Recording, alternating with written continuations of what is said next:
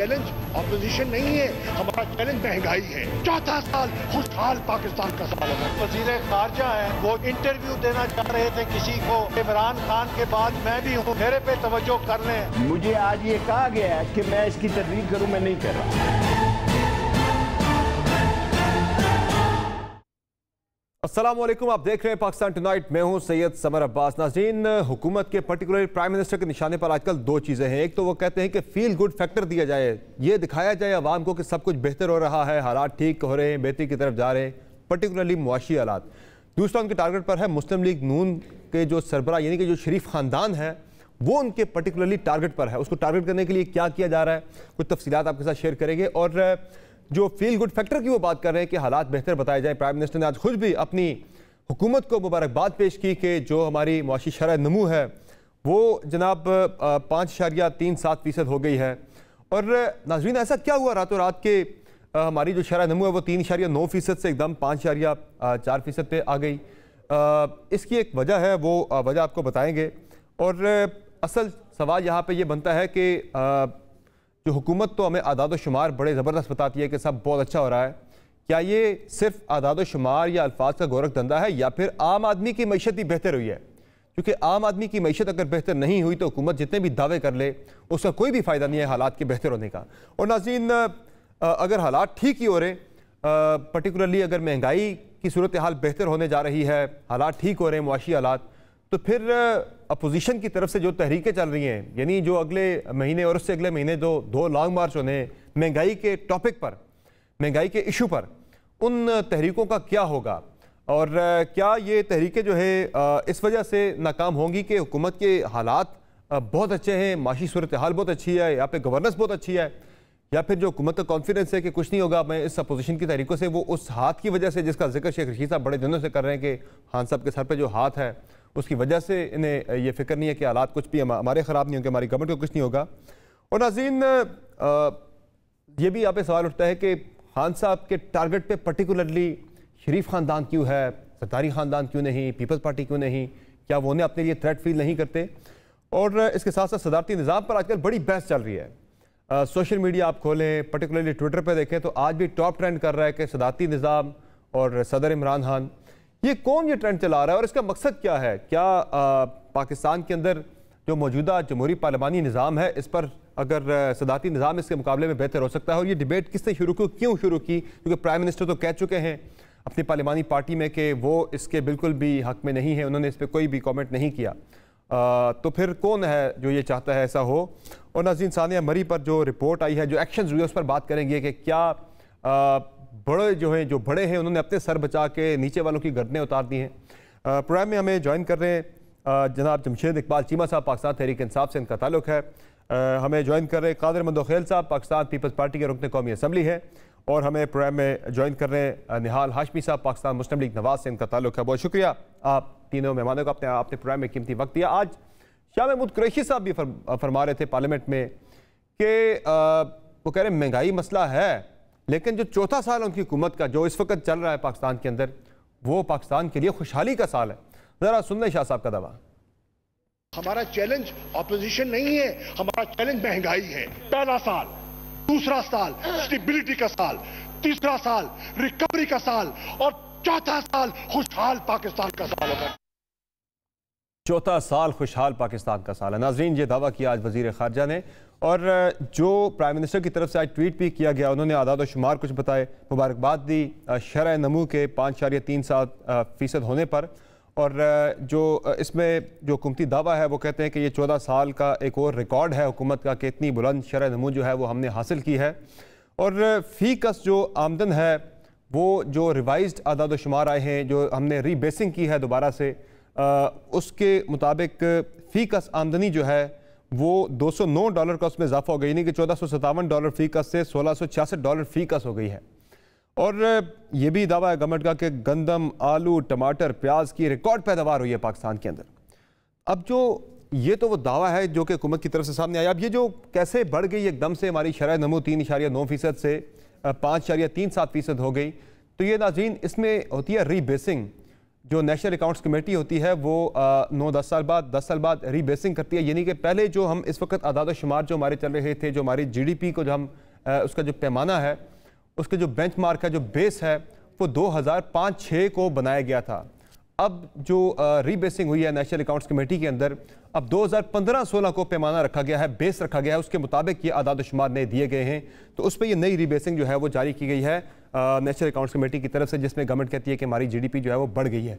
बहरहाल इसका अगर हम आवाज़ा करें नून लीग के साथ, तो फिर भी आदाद शुमार जो हैं वो थोड़े कम हैं। अगर हम GDP की बात करते हैं तो इस वक्त गवर्नमेंट कहती है कि 1457 से बढ़ के 1666 हो गया। तो नून लीग के दौर में ये 1700 डॉलर पे थी जो हमारी शरह नमू है। बहरहाल ज़मीनी हक़ाइक़ की तरफ कुछ आते हैं आपको लेके कि क्या आम आदमी की मैशत बेहतर हो रही है, जो गवर्नमेंट इतने बड़े दावे कर रही है। तो आम आदमी की मैशत की आपको बताते हैं ज़रा। कुकिंग ऑयल जो है, कुकिंग ऑयल जो पकाने का तेल है, उसकी कीमत एक पैकेट जो है इस वक्त 409 रुपये फ़ी लीटर मिल रहा है। तो 170 रुपये फ़ी लीटर इसमें औसत इजाफा हो चुका है पिछले चंद हफ्तों महीनों के दौरान। आटे की कीमत 72.5 रुपये फ़ी किलो इस वक्त आटा बिक रहा है। एक दिन में, सिर्फ एक दिन में 3 रुपये 50 पैसे फ़ी किलो आटा जो है वो महंगा हो चुका है। बिजली की कीमत में नवंबर से अब तक औसतन 4 रुपये फ़ी यूनिट इजाफा हो चुका है। 350 अरब की अभी हमने टैक्स एग्जम्पशन खत्म की, यानी कि अवाम पे दोबारा से टैक्सेस लग गए ने मिनी बजट में। और पेट्रोल की कीमत में एक साल में 39 रुपये फ़ी लीटर इजाफा हो चुका है। तो जनाब जमशेद इकबाल चीमा साहब, दावे तो हैं कि हालात बेहतर हो रहे, ये खुशहाली का साल है, GDP हमारा बढ़ गया, लेकिन आम आदमी की मैशत तो बेहतर होती नजर नहीं आ रही, वो तो खराब से खराबतर होती चली जा रही है। तो इन दावों का फायदा क्या? अच्छा मेरे भाई, ये दावे नहीं है, बेसिकली ये आप कह रहे हैं कि पाकिस्तान के आइन के मुताबिक पाकिस्तान ब्यूरो ऑफ स्टैटिस्टिक्स जो है वो बना है। आज तक जिसने जो दावा किया है उसी की बेस पे किया है। नवाज शरीफ साहब की 5 साल गवर्नमेंट रही है, पीपल्स पार्टी की 5 साल गवर्नमेंट रही है, उससे पहले भी जितनी गवर्नमेंट्स हैं, आज तक आपके पास जो भी डाटा है, जिसका जो दावा है उसी की बुनियाद पे है। लिहाजा इसका आप कह लें कि जो स्टैंडर्ड है वो एक ही है, इसको मशकूक ना बनाएं। फिर हम आगे बात करें। आपने जो बात की रीबेसिंग की, बेसिंग ये होती है कि जब भी आपकी इकानमी बढ़ती है आगे, तो आपकी चीज़ें बढ़ जाती हैं। मसलन पहले 112 चीज़ों की काउंटिंग होती थी, अब 123 की हो रही है, पहले से ज़्यादा, को 3 गुना ज़्यादा। इस वक्त तकरीबन पहले को 22,000 या 24,000 इंडस्ट्रीज़ थी, अब तकरीबन 45,000 इंडस्ट्री को इसका इंक्लूड किया गया है। तो इसकी बुनियादी वजह ये कि मतलब आपकी काउंटिंग या डॉक्यूमेंटेशन जो है वो करके तो नई रीबेसिंग हुई है। हमारी जो आप कह लें कि 5.37% जो है वो GDP ग्रोथ हुई है, उसकी वजह रीबेसिंग नहीं है। उसकी वजह यह है कि जब बजट आता है तो उस वक्त प्रोविजनल नंबर की बुनियाद पे मार्च तक का डाटा लेके, पहले 9 महीने के डाटा की बुनियाद पे बजट में आप नंबर देते हैं, अगले नंबर फ़र्ज करते हैं पिछले 9 महीने की बुनियाद पे। फाइनल नंबर होते हैं 30 जून को। 30 जून के जो नंबर हैं ये उन्हें प्रोविजनल नंबर कहते हैं। और उसके बाद जब 30 जून तक जो नंबर आता है, उस नंबर की बुनियाद पे फाइनल फिगर आती है। अब फाइनल फिगर जो आई है वो आई है कि 5.37% ग्रोथ हुई है। उसकी बुनियादी वजह देखें कि पिछले साल चारों ये जो खरीफ की क्रॉप थी, रीबेसिंग जो पैदावार देखें, मकई की जनाब जो रीबेसिंग इसहाक डार साहब ने जब की थी मुस्लिम लीग नून के दौर में, तो उस वक्त तो चैलेंज किया था पाकिस्तान तहरीक इंसाफ की गवर्नमेंट ने कि ये तो गलत कर रहे हैं जी, ये तो उनके इस इक़दाम को, फैसले को जी ये गलत आदाद शुमार हैं, हम इन्हें नहीं मानते। आज आप कर रहे हैं, आप कह रहे हैं बिल्कुल ठीक है, ये तो एक होता है सिस्टम। मैं कह रहा हूँ कि आपने जिस बंदे पे भी कोई इल्ज़ाम आए या कोई चार्ज आए, उसने उसकी सफाई देनी है या वजाहत करनी है। मुझसे भी कोई वजाहत करे तो मैं वजाहत कर रहा हूँ ना। इसहाक डार साहब को भी इसकी वजाहत करो, गवर्नमेंट का काम है वजाहत करना, एक्सप्लेन करना, काम है गवर्नमेंट का। मैं कर रहा हूँ उसकी वजाहत कि हमारी जो GDP ग्रोथ है ये रीबेसिंग की बुनियाद पर नहीं है, ये है बेसिकली फाइनल नंबर की बेस पे। और दूसरी बात, इसमें जो दूसरा फैक्टर है वो रीबेसिंग है। ये दो फैक्टर मिल के तो 5.37 ग्रोथ हुई है, नंबर 1। दूसरी जो बात इसमें है कि इसमें आप कह लें कि जो 4-5 बड़ी चीज़ें, आपकी एक्सपोर्ट 32 अरब डॉलर की हो रही है, आपकी 31 अरब डॉलर की आपकी यू कैन से रेमिटेंस आ रही है, आपकी टैक्स कलेक्शन 1300 अरब बढ़ रही है, फिर आपकी यू कैन से कि यहाँ पे GDP ग्रोथ ज़्यादा हो रही है। तो ये नंबर तो मोटे मोटे हैं जिसकी बुनियाद में हम कह सकते हैं कि ग्रोथ हो रही है। फिर आपके बैंक डिपॉजिट 60% बढ़ गए हैं, फिर आपकी लिस्टेड कंपनी का 59% प्रॉफिट बढ़ गया है। अच्छा, ये हो गई आपकी आपका आम आदमी की मुतल्लिका बातें नहीं है। सर एक मिनट, एक आम आदमी की मुतल्लिका बात जो है, आम आदमी की मुतल्लिका बात ये कि एक बात को समझ लें आप, ये सबसे बड़ा तबका पाकिस्तान में जो है इस वक्त अगर देखें इकोनॉमी में तो 10.5 मिलियन लोग, 1 करोड़ 5 लाख लोग बाहर गए हुए हैं। इन लोगों का जो ही आप कह रहे हैं कि आपकी डॉलर या आपकी करेंसी डेप्रीशिएट हुई है तो उनकी परचेजिंग पावर बढ़ गई है। दूसरा तबका है आपका 83 लाख किसान है, 83 लाख गिराना है, वो भी 1 करोड़ 5 लाख गिराना है। आपका 83 लाख किसान है, 83 लाख किसान जो है उसकी इनकम बड़ी है कि उसकी प्रोड्यूस का रेट उसे तकरीबन 1.5 गुना से 2 गुना मिला। तीसरा तबका यहाँ पे है मजदूर, आम मजदूर, वो टेक्सटाइल का हो या कंस्ट्रक्शन का हो या किसी का हो।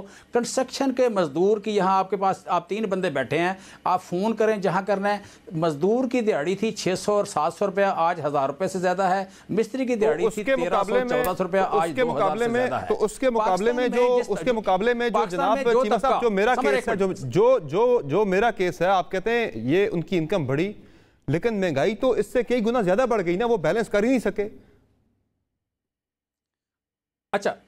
अच्छा, पाकिस्तान में जो तीसरा तबका है, आप कह लें जो सैलरीड तबका है, सैलरीड तबके को हिट मिली है। ये इसको मैं समझता हूँ एड्रेस करने की ज़रूरत है। और दूसरी जो बात आपने कहा कि महंगाई कितनी बड़ी है, ओवरऑल इनकम क्या है, ये पुरानी जो इनकम थी 2018 में 1,80,000 रुपये की इनकम थी पर कैपिटा 1,80,000 रुपये की इनकम थी। आज पाकिस्तान में 2,80,000 रुपये इनकम है पर कैपिटा। $1666 को आप मल्टीप्लाई करें, आपको 2,80,000 रुपया यहाँ पे इनकम है आम आदमी की।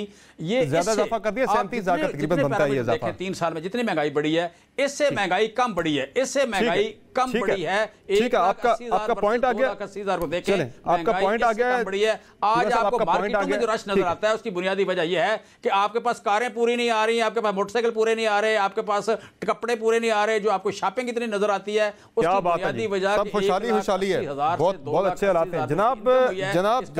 ठीक है, और तबकात को अलग-अलग करके तो जनाब कादिर मंदोखेल साहब, ये तो चीमा साहब कह रहे हैं कि बहुत अच्छे हालात है, खुशहाली आ गई है। शाह महमूद कुरैशी साहब ने भी कहा कि चौथा साल जो हमारी गवर्नमेंट का है वो खुशहाली का साल है। चीमा साहब भी कह रहे हैं मार्केटों में रश है, लोग खरीदारी कर रहे हैं, मोटरसाइकिल नहीं मिल रहे, कारें नहीं मिल रही आज लोगों को। फिर ये जो आप लॉन्ग मार्च करने जा रहे हैं 27 फरवरी को, आपके बाद पीडीएम ने करना है, फिर इसका क्या मकसद है? ये तो आपका मकसद फिर जाहिर हो जाएगा, ये आपकी तहरीकें कामयाब हो ही नहीं सकती, हालात इतने अच्छे कर दिए गवर्नमेंट ने। जी हाशमी साहब देते ना कोई करंट। जी जनाब कादिर मंदोखेल साहब, आवाज आ रही है? जी बिल्कुल आ रही है बात। देखिए, न तो स्पीकर साहब हमें बोलने देते हैं, ना हमें किसी पॉइंट पे बोलने देते हैं, पॉइंट ऑफ ऑर्डर बोलने देते हैं, ना कॉलिंग अटेंशन बोलने देते हैं। और शाह महमूद कुरैशी साहब शुरू हो गए मगरब से लेकर मशरक तक, उन्होंने सबको लपेटा और खुशहाली का साल करार दिया। वो खुदा का खौफ डालो, अपने मुरीदों से आप जरूर झूठ बोलो, मगर पाकिस्तानी अवाम तो आपकी ये सारी मखारी अच्छी तरह जानता है। आप अपने दिल पे हाथ रख के बता दे क्या पाकिस्तान का अवाम 14 साल खुशहाल है?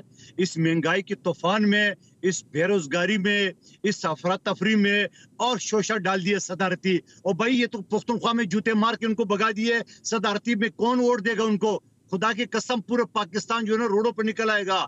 ये जो प्लानिंग बना रहे, जिस तरह ये सोच रहे सदारती वो बनाएंगे, उसको सदारती ये करेंगे, सदारती क्या, इनके तो अगले दिन गिने जा रहे।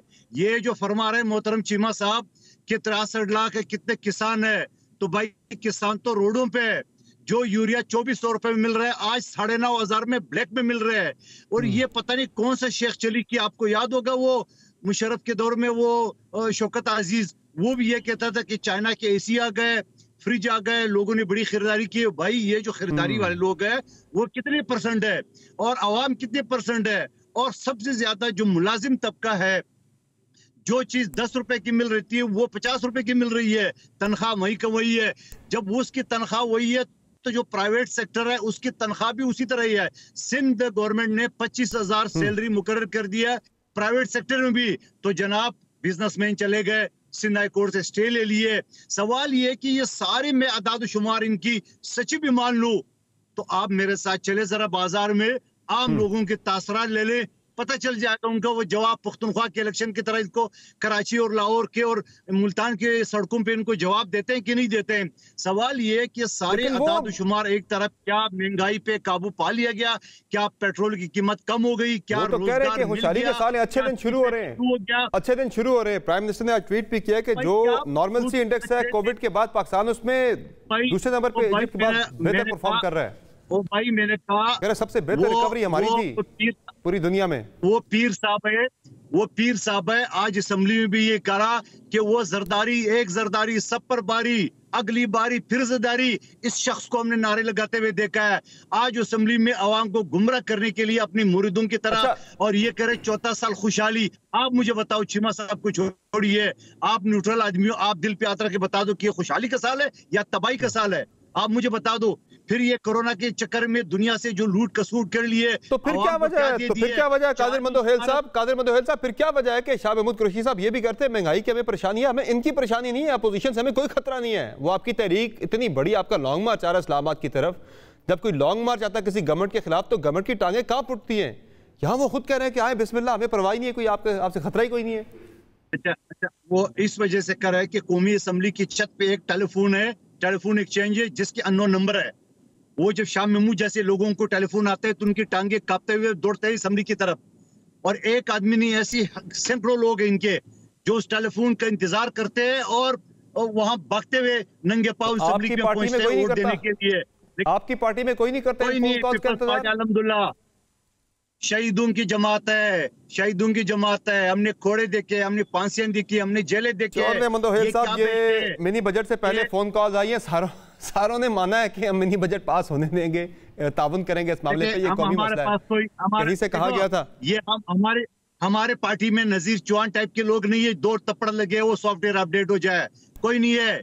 जालों की पार्टी है, कोड़े पांसिया, ये हमारे लिए कुछ नहीं है, ये हमारे लिए सब कुछ है। लेकिन सवाल आखिरी है, आखिरी आप चीमा साहब से सवाल कर ले कि सारे अदाद शुमार आपके जो कि झूठ, चलो मैं झूठ भी नहीं कहता हूँ, सच है, क्या आवाम को खुशहाली मिली है? क्या आ रहे हैं खुशहाली का साल शुरू है, खुशहाली का साल शुरू है, वो कह रहे हैं शुरू हो गया है, बेहतरी की तरफ हम हालात को लेकर जा रहे हैं। 2-3 माह में कहते हैं शेख रशीद साहब कहते हैं हालात बिल्कुल ठीक हो जाएंगे, बेहतर हो जाएंगे, बेहतर हो जाएंगे। खुशहाली अमली कार्रवाई से आती है, खुशहाली अमलकारी से नहीं, अमली कार्रवाई से आती है। वो साबित करें, बता दें मुझे। अच्छा चीमा साहब, before I go to Hashmi साहब, उनका जरा कनेक्शन स्टेबल हो जाए, मैं उनकी तरफ जाता हूँ जरा दोबारा। ये जो कॉन्फिडेंस है कि हमें कुछ नहीं होगा, ये तरीके लाते हैं तो भले लाएं, हमें इनसे कोई डर नहीं है, ये हालात जो आम आदमी की जो मईशत क्या, हम जो हालात बयान कर रहे हैं, आपने खुद भी कहा कि सैलरी तबका रुल गया है, वो काफ़ी मुतासर है, एक आम आदमी के हालात इतने अच्छे नहीं है, महंगाई से बड़ा परेशान है वो। तो गवर्नेंस का अगर आपको कॉन्फिडेंस नहीं है तो क्या फिर उस हाथ का कॉन्फिडेंस है जिसका जिक्र शेख साहब करते हैं कि वो खान साहब के सर पे है? देखें, ये हाथ वाली जो बात है, ये तो अपनी नालायकी छुपाने वाली बात है किसी की भी, कि जी आप अगर कुछ ना कर सकें, आप एहतजाज ना कर सकें, आप बंदे ना ला सकें, आप किसी को डिस्टेबलाइज ना कर सकें, आप नालायक ज़्यादा हों, आप करप्ट ज़्यादा हों, तो आप किसी हाथ का जिक्र करके जान छुड़ा लें। जिस तरह पाकिस्तान में होता था, जी अमेरिका ये कर रहा है, आपके वज़रा कर रहे हैं हाथ का जिक्र जनाब। मैं और कादिर मंदोहेल जो हैं दोनों एक कश्ती के, अच्छा सुन लेना सर, मैं कह रहा हूँ कि मैं और कादिर मंदोहेल हम दोनों अपोजिशन नहीं है, हम दोनों गवर्नमेंट हैं। एक गवर्नमेंट कादिर मंदोहेल के पास है, 2-3 गवर्नमेंट मेरे पास हैं। कादिर मंदोहेल जो हैं वहाँ पे जो परफॉर्म कर रहे हैं, वो हम इकानमी की बात करें, वहाँ पे हम लॉ एंड ऑर्डर की बात कर लें, वहाँ पे हम कब्ज़ों की बात कर लें, जंगलात की ज़मीन पे कब्ज़ों की बात कर लें, गरीब का पानी चोरी करने की बात कर लें, ज़राअत की बात कर लें, आप कह लें कि कोरोना के कंट्रोल की बात कर लें, हेल्थ की बात कर लें। देखें, ये बेकार लोग हैं, ये आप इन्होंने कोई काम नहीं किया, ये करप्शन में बड्डी हैं, जुर्म में ये बड्डी हैं, बाकायदा ये हिस्सा लेते हैं जुर्म में। ये लोग जो हैं ये बातें कर सकते हैं, करने दें इनको, कोई हर्ज नहीं है। हमें डर होगा जो हमसे ज़्यादा ईमानदार हो, हमसे ज़्यादा लायक हो, हमसे ज़्यादा परफॉर्म करे, तो आपकी तरफ सब मिस्टर क्लीन बैठे हुए हैं, निकल जाएगा वो। आपकी तरफ सब मिस्टर क्लीन बैठे हुए हैं। होता है, एक मिनट मैं कह रहा हूँ, दुनिया में कंपैरिजन होता है, दुनिया में कंपैरिजन होता है। कंपैरिजन जो है, कंपैरिजन में अगर ये हमसे अच्छे हो तो हमें ज़रूर खतरा होगा। अगर ये हमसे आप कह लें कि ज़्यादा नालायक हैं, ज़्यादा करप्ट हैं, ज़्यादा आप कह लें कि इनका रिकॉर्ड जो है वो प्रूवन है कि ज़्यादा आप कह लें ये मईशत को ख़राब करते हैं। कॉम्पिटेंसी की बात आप करेंगे, कॉम्पिटेंसी पे आपको इनकी शक है कि इनसे कोई आपको बाकी जिस फ़ोन की बात कर रहे थे, फ़ोन तो इनको ज़्यादा जाते हैं। चलें, आप ये कह रहे हैं कि फ़ोन उनको ज़्यादा जाते हैं हमारे से। एक ब्रेक लेते हैं, ब्रेक के बाद हाशमी साहब का 20 पे पॉइंट लेंगे जनाब के क्यों अपोजिशन ख़तरा नहीं बन सकी हुकूमत के लिए। तहरीकें आ रही हैं, तहरीकों से गवर्नमेंट खौफ नहीं है, बावजूद इसके कि मुआशी हालात अच्छे नहीं हैं। एक आम आदमी की मईशत बहुत बुरी है, एक आम आदमी बहुत परेशान है महंगाई से, बुरे मुआशी हालात से, लेकिन फिर भी हुकूमत का एतमाद है। वो एतमाद हाथ की वजह से है या फिर किसी और वजह से है। बातों की ब्रेक के बाद हमारे साथ रहेगा।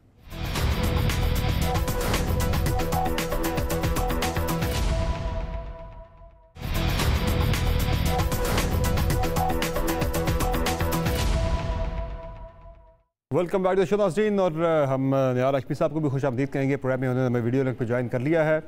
हाशमी साहब, हुकूमत तो कह रही है कि बहुत अच्छे हालात हैं, खान साहब भी कहते हैं अपने वज़रा से कि फील गुड फैक्टर दें, आवाम को बताएं कि हालात बेहतर हो रहे हैं। वो जो एक जुमला था आपने घबराना नहीं, आप वो हकीकतन ये अमली तौर पर भी कह रहे हैं कि आप घबराने की ज़रूरत नहीं है। जो मुश्किल हालात थे वो गुजर गए, खुशहाली का साल है, चौथा साल। अपोजिशन की तहरीकें आ रही हैं, वो कह रहे हैं हमें इनसे फिक्र ही नहीं, परवाह ही नहीं है, ये हमारे लिए मसला है ही नहीं है। मसला तो महंगाई है, लेकिन उससे निपट लेंगे हम अगले चंद महीनों में। तो क्या होगा आपकी तहरीक का? बिस्मिल्लाहिर्रहमानिर्रहीम। समर भाई, इमरान खान साहब ने अपने हवाले से ठीक कहा है और अपनी हुकूमत के हवाले से ये उनकी खुशहाली का साल है, क्योंकि पहली बार उन्होंने 98 लाख रुपीस का इनकम टैक्स दिया है और उन्होंने ये नहीं बताया कि उनका कारोबार क्या है। तो आप समझ सकते हैं कि कौन सा कारोबार है जहाँ से उनकी खुशहाली आई है। खुशहाली ज़रूर आई है सरकारी मिनिस्टरों के लिए, कैबिनेट वालों के लिए, PTI के लिए, हुक्मरान जमात के लिए, ATM कार्ड्स के लिए। और सट्टे वालों ने इनको नंबर दिया है। वो कह रहे थे ना 5.37, तो ये सट्टे वाले सबको नंबर बांटते हैं। इस बार उन्होंने कहा हम सट्टों से नंबर ले लें, सट्टे वालों से नंबर ले लिया उन्होंने, और सट्टे वालों ने कह दिया कि 5.37। ये रीबेसिंग आपके दौर में भी हुई थी। ये 2 पॉइंट से बिल्कुल 5.37 में पहुंच गए। और IMF, world bank, Asian development bank जो है पाकिस्तान से कर्ज लेने वाला है, वो बोल रहे हैं आपकी इतनी आमदन हो गई, पर कैपिटा इनकम इतना बढ़ गया, किसान 83,000 खुशहाल हो गए, मजदूरों की तनख्वाहें बढ़ गई। मगर लोग आपके पाकिस्तान के जो आम आवाम है 95% वो खज्जल ख्वार घूम रहे हैं। मगर आप इतने खुशहाल हो गए हैं कि डॉलर रखने की आपके पास जगह नहीं है। चौथी साल खुशहाली की वैसी खुशहाली की है जैसी पहले साल आई थी कि हम करप्शन खत्म कर देंगे, हम 90 दिन में 200 अरब डॉलर ले आएंगे। लगता है वो 200 अरब डॉलर वापस आ चुका है। मुराद सईद साहब से ज़रा इंटरव्यू कर लें और उनसे पूछें कि वो 200 अरब डॉलर किस बैंक में रखा है। भाई पहले तो 100 आप दे दें IMF को जा करके और वर्ल्ड बैंक को दे दें, कर्जा चुका दें। खुशहाली तो हम तब समझते हैं। और फिर ये कह रहे थे कि बड़े रोजगार के मौके बन गए। ये जो सड़कों पे लोग मारे मारे फिर रहे हैं गलियों में, मैदानों में, और जो किसान जलीलो ख्वार हो रहा है यूरिया खाद के चक्कर में, क्या खुशहाली आई है। हाशमी साहब, लाइन से खड़ा हुआ है किसान। ये जो चौथा साल है, फिर आप बता दें ये किस चीज का साल है? हुकूमत की तब्दीली का साल है, खान साहब के जाने का साल है, किस चीज का साल है? वो गवर्नमेंट तो कह रही खुशहाली का साल है, आप बता दें फिर किस चीज। आप लॉन्ग मार्च कर रहे हैं इस्लामाबाद की तरफ या कोई अदम एतमाद की बातें? ये PTI की रुसवाई का साल है, ये PTI की रुसवाई का साल है, हुकूमत के जाने का साल है, ये बदहाली का साल है। ये अवाम का साल है, जिस वक्त अवाम की बदहाली है। आप एक दूसरे को रुसवा करते रहेंगे, अवाम के लिए फिर बदहाली का इसाले से कहा जाए फिर? नहीं, हम रुसवा नहीं, हम तो चाहते हैं कि आप सस्ती चले। ठीक है जी, हमारी रैलीज, हमारे मार्च खत्म हो जाएंगे। आप नवाज शरीफ के दौर के 35 रुपये 30 रुपये किलो आटा ले आए, आप चीनी ले आए नवाज शरीफ के दौर के 55 और 50 रुपये, आप पेट्रोल ले आए नवाज शरीफ के दौर के 60 और 70 के दरमियान, आप नवाज शरीफ के दौर के लैपटॉप ले आए, आप नए स्कूल, नए कॉलेज, नए तामीरात ले आए, आप नए बिजली घर ले आए, आप नए मोटरवेज ले आए, आप नए ग्रीन बस और मेट्रो बसेज ले आए, ऑरेंज स्टैंड ले आए, किसान पैकेज ले आए, ग्रीन ट्रैक्टर ले आए, 16 एकड़ जमीन ले आए, नौजवानों के लिए रोजगार की SMT ले आए। खुशहाली है, खुशहाली होगी। जैसा मंसूबा लेके आ जाए, शायद तो आपके लिए, कोई अपोजिशन को, आपके लिए शायद बदहाली का साल ये साबित हो जाए। उसकी वजह यह हाशमी साहब के क्रिमिनल जस्टिस सिस्टम में हुकूमत कुछ तरामीम लाना चाह रही है, और वो जो तरामीम है वो बड़ी इंटरेस्टिंग है, बड़ी इंपॉर्टेंट है, और उनका मैं कनेक्शन बताऊंगा आगे चल के आपको कि ये कनेक्शन कहाँ जाके हमें जुड़ता नजर आ रहा है। मुमकिन तौर पर जो मैंने अपने इंट्रो में बात की थी कि प्राइम मिनिस्टर का टारगेट जो है आजकल वो कह रहे फील गुड फैक्टर दें, साथ वो कहते हैं कि उनका है कि शरीफ खानदान जो है उनके टारगेट पर है, पर्टिकुलरली उन्हें वो थ्रेट समझते हैं। अब जो क्रिमिनल जस्टिस सिस्टम के अंदर नाज़रीन जो तरामीम लाई जा रही हैं वो बड़ी इंटरेस्टिंग है। एक तो 9 माह में एहतसाब अदालतों को फैसला सुनाना होगा, 9 माह में एहतसाब अदालतों को फैसला सुनाना होगा। तो यानी कि इलेक्शन में अब आपको पता है कि तकरीबन 2.25 साल रह गए, तो 9 महीने में फैसला सुनाने की बात क्यों हो रही है? ऑडियो और वीडियो बतौर सबूत माने जाएंगे। ये जस्टिस खोसा साहब का फैसला था कि 22 उन्होंने कुछ शराइत लगाई थी कि वीडियो बनाने वाला प्रोफेशनल होना चाहिए। तो यहाँ पे है कि ऑडियो या वीडियो अगर ठीक साबित हुई, ऑथेंटिक हैं, तो बनाने वाले को नहीं पूछा जाएगा वो प्रोफेशनल है या नहीं है। फिर गवाही ना देने वालों की जायदादें जो हैं वो जब्त हो सकती हैं। अब आपको पता है कि शहबाज शरीफ साहब के खिलाफ जो 16 बिलियन का जो मनी लॉन्ड्रिंग का केस है उसमें 100 से ज़ायद गवाह हैं, तो कल को गवाह आगे पीछे भी हो सकते हैं। तो इसमें जो वीडियोज़ वाली जो बात है नाज़रीन, इसमें जो मेरी मालूमात हैं वो ऑडियो वीडियोज़ कोई मरीम नवाज़ साहबा से मुतल्लिक़ कोई मज़ीद ऑडियोज़ जो हैं वो आने वाली हैं आने वाले चंद हफ्तों के अंदर या महीनों के अंदर। तो इसलिए ये चीज़ें जो है वो भी कहीं ना कहीं जाके किसी गवर्नमेंट चाहती कि वो अदालती रिकॉर्ड का हिस्सा बने, किसी प्रोसीडिंग का हिस्सा बने। तो ये हाशमी साहब लगता है कि कोई नून लीग के लिए, पर्टिकुलरली शरीफ खानदान के लिए शायद कोई अच्छा साल साबित ना हो, चाहे जितनी आप तरीके चला लें, लॉन्ग मार्च कर लें। समर, इससे पहले भी बड़े आमिर आए और इसी तरह की चीज करने की कोशिश की पाकिस्तान के अवाम डेमोक्रेटिकली इलेक्टेड प्राइम मिनिस्टर है, आमिर नहीं है सर। नहीं, ये डेमोक्रेटिक आमिर है, ये डेमोक्रेटिक आमिर है, ये बल्कि आमिर भी नहीं है। और इनको शायद फ़ारूक नसीम साहब जा करके नैब लॉ पढ़ें। नैब लॉ के अंदर है कि 30 डेज के अंदर कंक्लूड होना है ट्रायल। ये तो 9 महीना कह रहे हैं, उसमें 30 दिन के अंदर है। अब जहां तक रह गया कि आप जायदादें नीलाम करेंगे गवाहों की। कोई भी कानून जो फंडामेंटल राइट के खिलाफ होगा उसको हमारी एपेक्स कोर्ट और हमारी आला अदलिया उसको उठा के बाहर फेंक देगी। सिविल सोसाइटी और आपकी मीडिया उसको नहीं मानेगी, कोई भी नहीं मानेगा। कानून इंसाफ के लिए होता है, टेलर डिजाइन नहीं होता है। कानून किसी फर्द वाहिद के लिए नहीं बनाया जाता है, कानून हर दौर के लिए बनाया जाता है, एक डिजाइन करके डेलिब्रेशन के साथ बनाया जाता है, जिसमें स्टैंडिंग कमेटी के पास भेजा जाता है, स्टेक होल्डर्स को इन्विटेशन दिया जाता है, लीगल फ्रेटर्निटी को इन्विटेशन दिया जाता है, सिविल सोसाइटी को बुलाया जाता है, जुडिशियल सेक्टर को बुलाया जाता है। उन सब की मुशावरत से फिर कानून बनाया जाता है। मैन मेड लॉ जो है वो तो आमरियत का कानून हो सकता है, जमहूर का कानून नहीं हो सकता। ठीक है चीमा साहब, ये आप फील गुड फैक्टर की बात भी होगी। शरीफ खानदान वाला जो पर्टिकुलरली फोकस है, ये मैं जो क्रिमिनल जस्टिस सिस्टम में जो देख रहा था, मैं ये नहीं कह रहा कि ये इसी वजह से हो रहा है, लेकिन जो लग रहा है मुझे, जो मैंने देखा चीज़ें वहाँ जाकर कनेक्ट हो रहे हैं डॉट्स, कि शायद शरीफ खानदान के लिए रगड़ा ही रगड़ा आगे। क्यों इतनी थ्रेट फील करते हैं खान साहब? इनकी डील मेकिंग स्किल्स की वजह से या फिर पॉपुलैरिटी की वजह से इनकी पॉलिटिकल थ्रेट क्यों फील करते हैं खान साहब शरीफ खानदान से? देखें, जो बंदा मैदान छोड़ के भाग जाए उससे क्या थ्रेट फील करनी है। जो बंदा आप कह लें कन्विक्टेड हो, 2 अदालतों ने, नैब अदालत ने और सुप्रीम कोर्ट ने सज़ा दी हो, उससे क्या थ्रेट फील करें हम। जिस बंदे के बारे में पूरी दुनिया के अखबार, पूरी दुनिया का सिविल सोसाइटी, मीडिया कह रहा हो, जहाँ करप्शन का नाम आए, उसकी रैंकिंग में पहली, दूसरी, तीसरी, हर सर्वे में उसका नाम आ जाए। आज देखें मियाँ साहब को 3.5 साल, 4 साल हो गए, पनामा को 4-4.5 साल हो गए। 4.5 साल बाद आज भी दुनिया में जहाँ कहीं सर्वे हो रहा है वहाँ उनका नाम आ रहा है, और उन्हें मतलब डेवोस में तकरीर करने की इजाज़त ना मिली। सो मियाँ साहब जो बात रसवाई की बात कर रहे थे, निहाल हाशिमी साहब, मैं क्विकली जरा बता दूं कि जो आप थ्रेट की बात करें, मैं थोड़ी सी उसमें जरा एक चीज ऐड कर लूं, जरा उस पर आप जरा मुफस्सल जवाब दे दीजिएगा कि पिछले जुमे से हम सुन रहे हैं जी कि शरीफ खानदान के 4 बंदों की मीटिंग्स हो गई, ये कोई डील या ढील की बात कर रहे हैं। कुछ भी अभी तक कोई भी हुकूमती बंदा साबित नहीं कर सका किससे डील की बात हो रही थी, कौन से 4 लोग जाके मिले, अपने लिए कोई माफ़ी मांगी, अपने लिए कोई रिलीफ मांगा जाके कि नवाज शरीफ को मैनेज करें, हमारा कोई रास्ता निकालें, कोई चीज़ नहीं बता सके। एक हम सुन रहे हैं कि एक शोशा छोड़ा गया, उस पर रोज़ाना बातें हो रही हैं। आखिर कुछ ना कुछ तो है। देखिए, मुझे कोई महीना या कोई हफ्ता बता दें पिछले 20 साल में या 30 साल में कि मुस्लिम लीग नून का कोई ना कोई, जब भी अपोजिशन में होते हैं या इवन गवर्नमेंट में होते हैं, ये खुद या कोई नुमाइंदा इनका जाके कहीं किसी गेट पे या किसी ऐसी जगह पे जहाँ वोट पड़े हों, ये ना जाते हों, कोई हफ्ता या कोई महीना। सो आप मुझे मतलब पर्टिकुलर किसी तारीख का तो ना पूछें, लेकिन कोई मुझे ऐसा कोई हफ्ता बता दें जिसमें ना जाते हों। दूसरी बात मैं एक बात करना चाह रहा हूँ कि कुछ लोग बातें साबित नहीं होती, कुछ बातें जो साबित हैं। मसलन मैं मिसाल देता हूँ आपको कि मरियम बीबी ने कहा, जो उन्होंने कहा कि मैं फ़ोन किया मियाँ आमिर को और क्या नाम है इनको, मीर शकील रहमान साहब को, जो फ़ोन उन्होंने किया, उस फ़ोन का एक मिनट, उस फ़ोन का कोई कभी इनकार तो नहीं किया उन्होंने, उस वीडियो का, ऑडियो का उन्होंने कभी इनकार तो नहीं किया।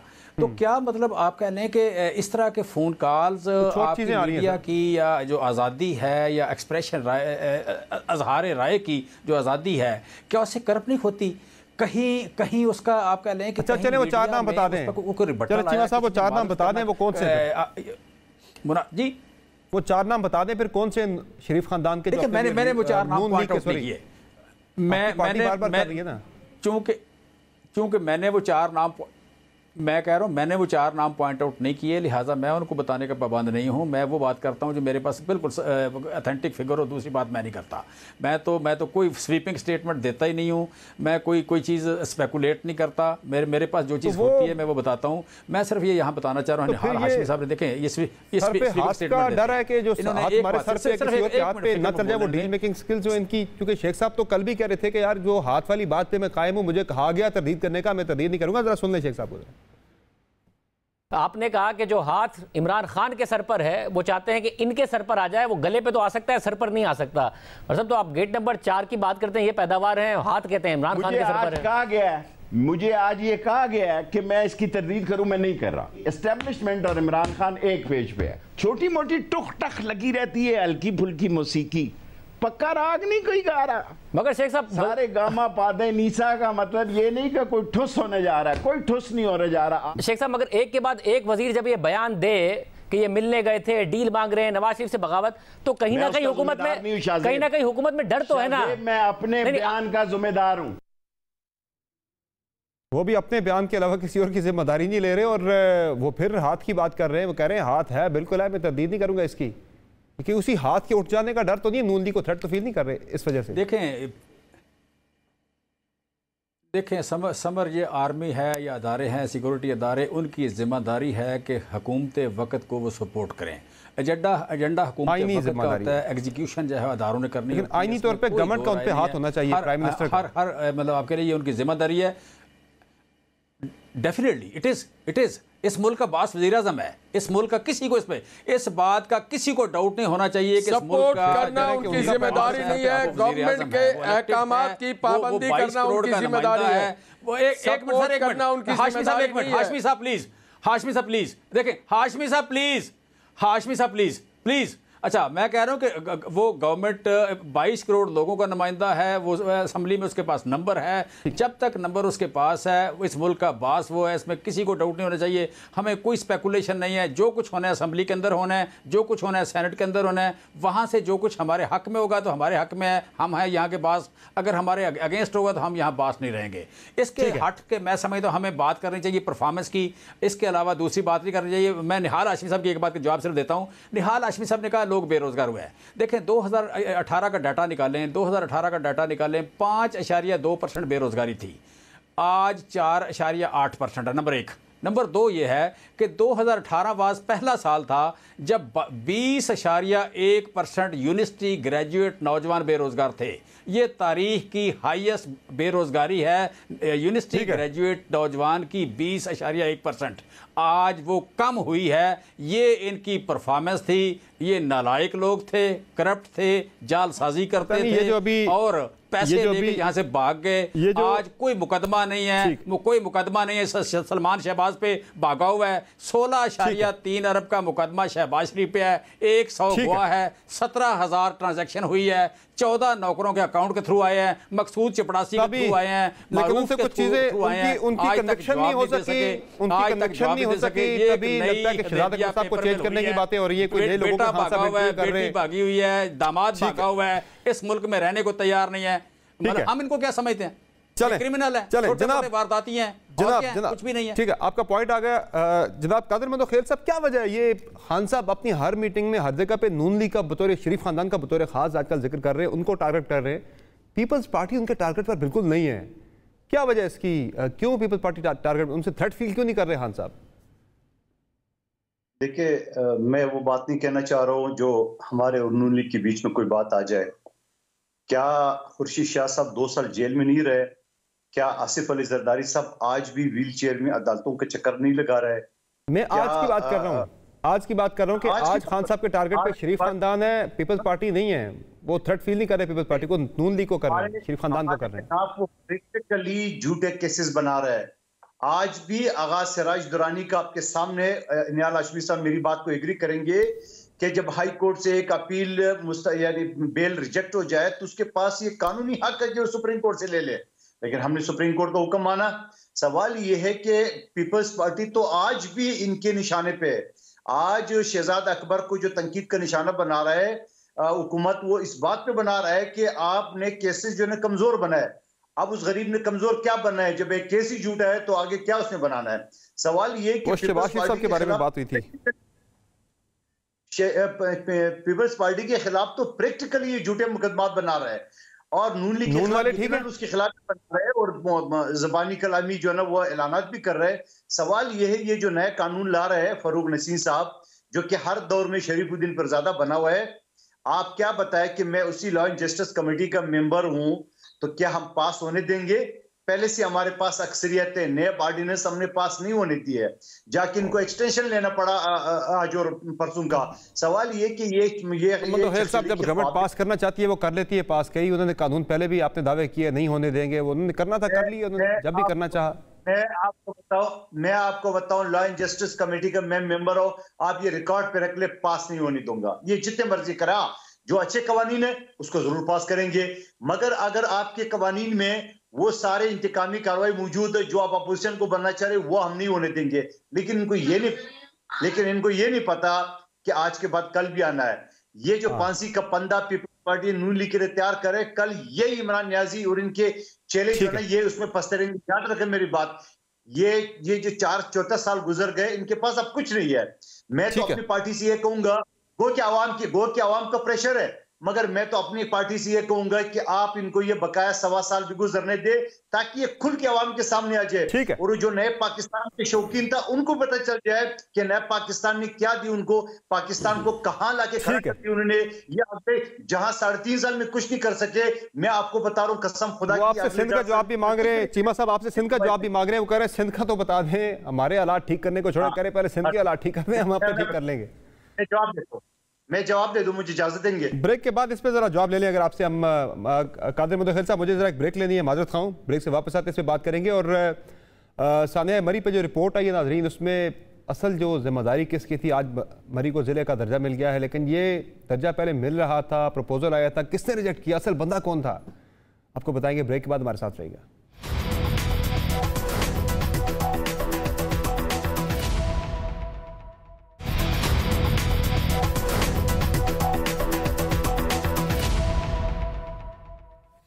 वेलकम बैक टू शो नाज़रीन। सानिया मरी की रिपोर्ट उस्मान बुज़दार साहब को पेश की गई होम सेक्रेटरी साहब की तरफ से, और इसमें कुछ अफसरान को हटाए जाने की सिफारिश की गई और वो सस्पेंड भी हो गए। अब नाज़रीन इसमें ये बड़ा अलमिया है कि एक तो ज़िम्मेदारी हमेशा ऊपर से शुरू होती है, नीचे तक आती है, लेकिन यहाँ पे चंद अफसरान जो हैं उनके हेड्स रोल कर दिए गए और जो असल लोग जो ज़िम्मेदार थे इस वाक़े के, उन पर भी ज़िम्मेदारी आती थी, वो इसमें से बच निकले। अब जो अलमिया देखें, अब यहाँ पर आयरनी देखें कि इससे तहकीकाती कमेटी को हेड कौन कर रहा है, होम सेक्रेटरी पंजाब। अब असल जिम्मेदारी सारे वाक़े की अगर कलेक्टिव देखा जाए तो उनके ऊपर आती है, क्योंकि होम सेक्रेटरी जो है प्रोविंशियल डिज़ास्टर मैनेजमेंट अथॉरिटी का जो डिपार्टमेंट है वो उनके नीचे आता है। क्या जब महकमा मौसमियात की तरफ से अलर्ट जारी हुआ, कोई उन्होंने मीटिंग कॉल की, कोई एडवाइजरी जारी की? जवाब है नहीं। NHA की जिम्मेदारी थी, दीगर लोगों की जिम्मेदारी थी। यहाँ DC पिंडी को जो है वो हटा दिया गया, CPO जो है उनका कोई लेना देना नहीं मामले के साथ, 2 हफ्ते पहले यहाँ पे आते हैं, उन्हें हटा दिया जाता है यहाँ पे। और सबसे इंटरेस्टिंग चीज़ जो यहाँ पे उस्मान बुज़दार साहब हैं वो भी इसके बहुत बड़े जिम्मेदार हैं। आज उन्होंने मरी को ज़िले का दर्जा दे दिया है इस वाक़े के बाद, लेकिन इससे पहले 2020 में उस वक़्त के जो डिप्टी कमिश्नर थे कैप्टन ट्राइड अनवार साहब, उन्होंने एक प्रपोज़ल दिया था उस्मान बुज़दार साहब को कि मरी के अंदर एक एडिशनल डिप्टी कमिश्नर और 2 असिस्टेंट कमिश्नर्स होने चाहिए, तैनात होने चाहिए, लेकिन वो प्रपोजल उस वक्त टर्न डाउन यानी मुस्तरद कर दी गई थी उस्मान बुज़दार साहब की तरफ से। आज वही यहाँ पे कर रहे हैं सानहे के बाद, तो जिम्मेदारी उन पर भी कहीं ना कहीं आती है, जो कि बड़े क्रेडिट ले रहे थे जनाब के, बड़ा टूरिस्ट वहाँ पे चला गया, बड़े ज़बरदस्त वहाँ पे चीज़ें हो रही हैं, तो ये सारे लोग जिम्मेदार हैं। तो नीचे आके जिम्मेदारी चंद अफसरान पर डाल के उन्हें ओहदे से हटा देना, ये मेरे ख्याल से ज़्यादती है। जो डिप्टी कमिश्नर हैं उनके साथ भी ज़्यादती हुई, जो CPO थे साजिद कैनी साहब, उनके साथ भी बहुत ज़्यादती हुई। 2 हफ्ते पहले यहाँ पे आए, उन्हें फिर इस उहदे से हटा दिया गया। हालांकि ये लोग देखे कि मौके पे जाके इन्होंने किया भी, दरख्त आगे सड़कों पे, दरख्त हटाना वहाँ पे जिम्मेदारी थी जंगलात की, और बिजली की तारें वो आइस्को की जिम्मेदारी थी, बर्फ़ नहीं हटी तो NHA की जिम्मेदारी थी, मशीनें वहाँ पे खड़ी रहीं। लेकिन कलेक्टिव रिस्पॉन्सिबिलिटी के नाम पे अफसरान को इस तरह से उनके कैरियर को ख़राब करना, मेरे ख्याल से ये भी एक बहुत बड़ी ज़्यादती है। इस तरह वाक़यात से हम सबक बेहतर नहीं सीखेंगे, बल्कि आइंदा के लिए भी हम एक डिज़ास्टर ही पैदा कर रहे हैं। तो जनाब ये जो रविश है, क्विकली चीमा साहब, क्या ये बेहतर रविश है कि चंद मातहत अफसरान को जो है उनके हेड रोल कर दिए जाएँ बड़े सानियात के बाद? क्विक जवाब चाहिए मुझे 1 मिनट में। देखें, ये वहाँ पे जो रिस्पॉन्सिबल थे, जो रिस्पॉन्सिबल लोग थे वो at the helm of affair वो यही थे। कमिश्नर था, डीसी था, सेक्रेटरी था, आपका एसी था, यही लोग थे। और 15 अफसरों को अगर हटाया middle of the crisis Buzdar साहब भी ट्वीट कर रहे थे यहाँ पे कि बहुत अच्छे मामला हो रहे हैं, बड़ा टूरिस्ट चला गया वहाँ। तो कितनी बार ही हटाया गया है। सो नहीं, देखें बेसिक आप किसी भी महकमे की ना उसके जो आपका इंटरनल सिस्टम है उस पर थोड़ा बिलीफ रखें। मसलन फ्रैंकली बताऊं, मैं अगर आपके चैनल पे या आपके चैनल की जो हायरार्की है उस पर तबसरा करूं तो शायद वो ठीक नहीं होगा। जो आपके मालकॉम को भी पता है और आपके HR है, आपका चीफ एग्जीक्यूटिव है, आपके बाकी लोग हैं, आप उनको पता है कि आप कैसे चलाते हैं। सो मैं समझता हूँ कि यहाँ पे पूरे जो सूबे की एक ब्यूरोक्रेसी है, एडमिनिस्ट्रेशन है, उसका इंटरनल सिस्टम है। मेरी किसी गलती को, मेरे किसी गलत काम को अगर मेरे मालिकान जो है अगर उसकी तारीफ करेंगे कि ठीक कर रहा है, उसे प्रोटेक्ट करेंगे, उसका दिफा करेंगे गलत अंदाज में, तो फिर वो भी गलती पे होंगे। लेकिन यहाँ तो गलती हो रही थी और बुज़दार साहब उसको अप्रिशिएट कर रहे थे, बड़ा अच्छा काम हो रहा है। सर अगर आपने मेरे पास टाइम बड़ा कम है सर, जरा मैं बाकी मेहमानों की राय भी जरा ले लूँ क्विकली, फिर मैं दोबारा आपकी तरफ आऊंगा। ठीक है, अगर आप ठीक कर रहे हो तो अचानक कोई गलत कर दें तो दोनों अलग चीजें, सिचुएशन अलग है, सिचुएशन अलग है। ठीक है जनाब हाशमी साहब, क्विक जवाब दीजिएगा जी। ये रविश बेहतर है क्या? नहीं, ये कतन बेहतर नहीं है। सबसे पहले तो फवाद उर्फ शेख चल्ली, फवाद शेख चुल्ली साहब को हटाना चाहिए था। फिर जनाब बुज़दार साहब जो मीटिंग कर रहे थे पार्टी बल्दियाती, उनकी जिम्मेदारी क्या थी? फिर इमरान खान साहब ने कहा जो लोग अल्लाह को प्यारे हुए वो खुद जिम्मेदार थे। तो क्या कभी शर्मिंदगी हुई इमरान खान को कि मरने वालों के ऊपर आप तोहमत लगाते हैं? कभी शर्मिंदगी हुई बुज़दार साहब को कि आप हेली पे सैर व तफरीक? कभी फवाद को या फवाद साहब को हुई? माजरत हाशमी साहब, इस तरह के अलकाबात मेरे प्रोग्राम पे ना किसी के लिए इस्तेमाल किया करें, बहुत ज्यादती है ये। आर्गूमेंट है तो उस पर आप बहस करें, लेकिन किसी के नाम इस तरह से गलत मत लें, मैं बिल्कुल इसको अलाउ नहीं करूंगा। जनाब मंदोखेल साहब कंक्लूड करते हैं जरा इस मामले को जरा। देखिए, मैं इमरान नियाज़ी साहब की वो अक़वाल ज़रीन याद दिलाऊं कि जब किश्ती उलट गई है तो वज़ीर आज़म ने इस्तीफा दिया, हालांकि किश्ती वो नहीं चला रहा था, चलो उसको भी छोड़िए। ये जो अभी रिपोर्ट आई है, मैं एक चैनल पे उस लवाकिन जो ASI के जो पूरे खानदान बहुत शुक्रिया। आप भी कहते हैं कि जिम्मेदारी टॉप से शुरू होती है, सिर्फ नीचे चंद मातहत असरान के हेड्स रोल करने से मसाइल हल नहीं होंगे। आज में इजाज़त दीजिए, अल्लाह हाफ़िज़।